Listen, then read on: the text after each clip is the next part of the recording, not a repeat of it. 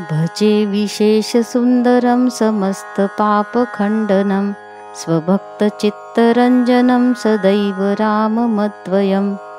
जटाकलापशोभितं समस्तपापनाशकं स्वभक्तभीतिभञ्जनं भजेह राममद्वयं निजस्वरूपबोधकं कृपाकरं भवापहं समं शिवं निरञ्जनं भजेह राममद्वयं सह प्रपञ्चकल्पितं ह्यनामरूपवास्तवं निराकृतिं निरामयं भजेह राममद्वयं निष्प्रपञ्चनिर्विकल्पनिर्मलं निरामयं चिदेकरूपसन्ततं भजेह राममद्वयं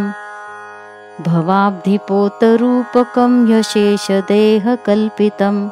गुणाकरं कृपाकरं भजेह राममद्वयं महावाक्यबोधकैर्विराजमानवाक्पदैः परं ब्रह्मव्यापकं भजेह राममद्वयं शिवप्रदं सुखप्रदं भवच्छिदं भ्रमापहं विराजमानदेशिकं भजेह राममद्वयं रामाष्टकं पठति यत्सुखदं सुपुण्यं व्यासेन भाषितमिदं शृणुते मनुष्यः विद्यां श्रियं विपुलसौख्यमनन्तकीर्तिं सम्प्राप्य देहविलये लभते च मोक्षम्